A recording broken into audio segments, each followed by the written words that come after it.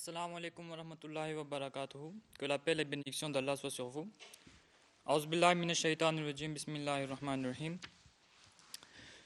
Comme vous le savez, depuis quelques émissions, je suis en train de présenter la véracité du Saint-Coran après certaines attaques qu'un frère a eu à mener par rapport à ses recherches. Je vais poursuivre avec maintenant un grand fait qu'il a présenté, que le Coran, soi-disant, avait des similitudes avec les écritures anciennes telles que la Torah et même les livres apocryphes que les chrétiens rejettent. Maintenant, d'abord, il est nécessaire de comprendre que les musulmans aujourd'hui, selon le Saint-Coran, nous croyons à tous les prophètes. Selon nous, le Saint-Prophète sallallahu alayhi wa sallam a dit, Dieu a envoyé 124 000 prophètes dans le monde.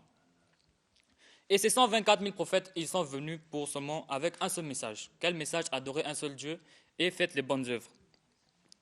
Et selon ce thème, le Coran dit au chapitre 16, verset 37, « Et nous avons assurément envoyé à chaque peuple un messager qui prêchait ainsi, adorez Allah et évitez tous les transgresseurs. » Maintenant, si eux tous, ils viennent avec un seul message, c'est Dieu qui les envoie. Il est nécessaire que eux tous, ils aient des mêmes enseignements qui soient similaires. Ce n'est pas quelque chose qui va rendre le Saint-Coran moins faible ou bien qui va rendre le Saint-Coran inférieur si on retrouve des faits dans le Saint-Coran et qu'on les retrouve aussi dans les livres anciens. C'est même ça la véracité du Saint-Coran pour dire que si les livres anciens déclarent être venus de la part de Dieu, alors ce même Dieu a révélé encore dans le Coran les mêmes récits ou bien quelques faits pour donner des similitudes, parce que la source est la même. Maintenant, par exemple, prenons le cas, dans tous les enseignements des prophètes, on voit adorer un seul Dieu. Le Coran aussi le déclare.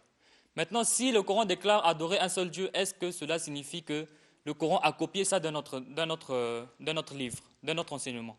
Non. Cela signifie que c'est la part de Dieu. Adorer un seul Dieu, le Coran le déclare, la Bible aussi le déclare. Maintenant, vous ne pouvez pas dire que ça a été copié de la Bible. Un autre fait, que maintenant, d'accord, il y a les similitudes. Il y a les récits qui sont dans la Bible des prophètes et qui sont aussi dans le Saint-Coran. Maintenant, les chrétiens souvent posent la question, si ces prophètes ont déjà été récités dans la Bible, pourquoi est-ce que le Coran reprend encore leurs histoires?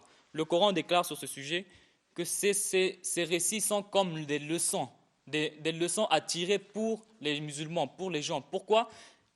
Pour voir comment est-ce que ces prophètes ont agi, comment est-ce que les ennemis de ces prophètes ont agi et comment est-ce que Dieu a réagi.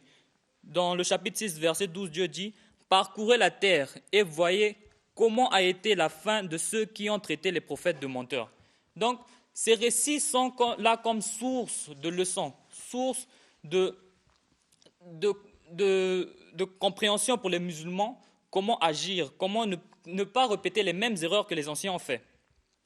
Et puis, les enseignements dans le Saint-Coran sont complets. Il n'y a pas un enseignement qui peut manquer dans le Saint-Coran qu'on peut dire que non, il y avait tel enseignement de la Bible, mais on n'a pas cet enseignement dans la Bible, dans le Coran. Selon ce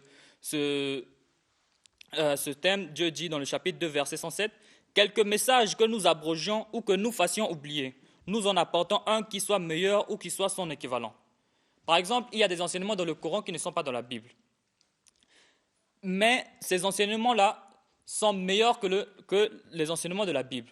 Pourquoi? Il se peut que ces enseignements soient dans la Bible auparavant, mais maintenant, les gens ont oublié ces enseignements, ou soit Dieu lui-même a fait oublier, a abrogé ces enseignements. Mais les enseignements qui étaient nécessaires pour l'humanité, pour que les gens puissent, pour faire évoluer la société, Dieu a repris ces enseignements dans le Saint-Coran. Comme Dieu dit au chapitre 98, verset 4, « Fiha kutubun kayyima » dans celle-ci se trouvent des commandements éternels. Donc dans les écritures anciennes, il y avait des commandements éternels, donc les commandements qui devaient servir à l'homme jusqu'à la fin du monde. Comme si Dieu a révélé le Saint-Coran comme un dernier livre, un livre parfait, donc il fallait qu'il reprenne avec ses enseignements pour que les gens puissent les remettre en pratique. Ces commandements-là ne sont pas une similitude ou bien une copie, mais certes, c'est juste que Dieu les a redictés pour que ces enseignements soient maintenant dans un seul livre avec encore plus d'enseignements pour avoir un livre complet. Maintenant, un autre point que je vais parler aujourd'hui, c'est l'histoire d'Iblis et Adam. Quand le frère qui est venu ici a cité cette histoire, il a présenté la manière dont ce récit a été cité dans le Saint-Coran. Il est encore parti prendre ce même récit qui, soi-disant, était récité aussi dans un livre apocryphe, La vie d'Adam et Ève. Maintenant, on se pose la question, sur quoi ce frère s'est basé pour dire que ce livre était apocryphe? Est-ce que Dieu lui a révélé? Est-ce que Dieu lui avait révélé que Genèse devait être dans le canon, mais pas la vie d'Adam et Ève? Est-ce que Dieu lui avait révélé que Matthieu devait être dans le canon, mais pas un autre évangile? Parce que Jésus avait au moins 12 disciples. Maintenant, comment ça, on a seulement 4 évangiles et les autres ont été rejetés? Maintenant, quand on voit l'histoire du christianisme, ce sont les Romains qui ont sélectionné le canon qui devait être, qu'ils ont adopté. Et on le sait bien que c'était fait par vote. Les Romains ont voté dans leur assemblée quel livre ils vont sélectionner, quel livre ils vont rejeter. Maintenant là, il y a quel chrétien qui va se lever aujourd'hui pour dire que ces Romains étaient des prophètes?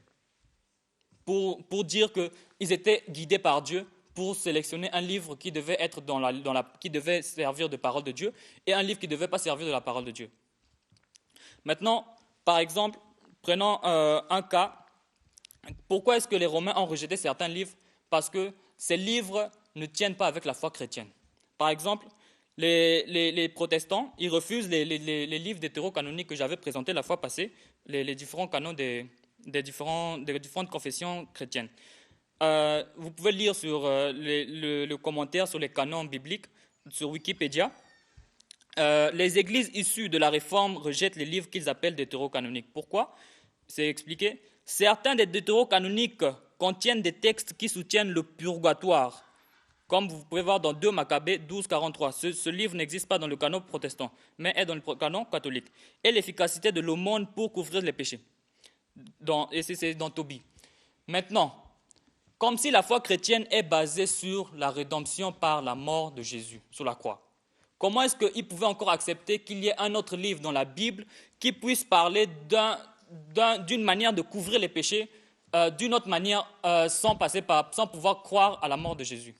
Parce qu'on voit bien que ces livres présentent une autre manière de couvrir ses péchés, une autre manière d'avoir le pardon de Dieu sans croire pourtant à la mort de Jésus sur la croix. Donc, vu que ces enseignements ne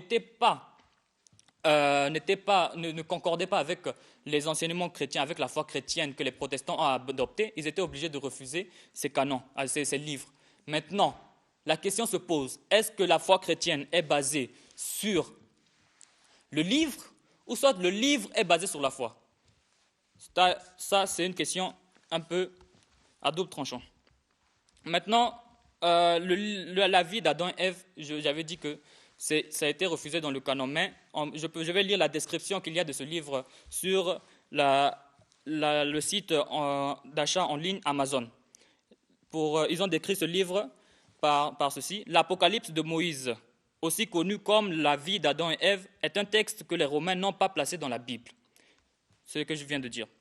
Ce livre témoigne de l'époque où Dieu, les anges, le diable et les hommes dialoguent facilement, une époque où Dieu est fier de ses créations. L'Apocalypse de Moïse ne révolutionne pas la chrétienté ni ne bouscule ce que nous connaissons d'Adam et Ève, mais donne une vision précise du paradis, des relations d'humanité et naissance de avec Dieu. Je ne suis pas venu dire ici que ce livre est un livre que Dieu a révélé, est un livre que nous devons suivre aujourd'hui. Je ne suis pas venu dire ça. Mais selon la foi chrétienne, ce livre selon ce livre, c'était une révélation de Dieu qui faisait partie des livres de l'Ancien Testament. À l'époque, les Juifs, ils ont vu ce livre. Maintenant, qu'est-ce qui a fait que les chrétiens puissent rejeter ce livre? Ils n'avaient aucun droit. C'est ce que j'avais présenté la fois passée dans le Coran, chapitre 5, verset 14. Dieu disait, ils déplacent les mots de leur contexte. C'est ça une preuve encore qu'ils enlèvent les livres comme bon leur semble. Maintenant, prochainement, je vais maintenant expliquer pourquoi est-ce que Dieu a parlé de la vie d'Adam et Ève, pourquoi est-ce que Dieu a récité ces récits comme ceci, pourquoi est-ce qu'on a parlé d'Iblis, pourquoi Iblis est fait du feu et Adam est fait de la terre. Et c'est prochainement que je vais discuter sur cela, mais vous pouvez contacter la communauté musulmane Ahmadiyya au Congo par le numéro 05 555 42 18, 05 555 42 18, et notre siège est à Massengo, Soproji, à Brazzaville.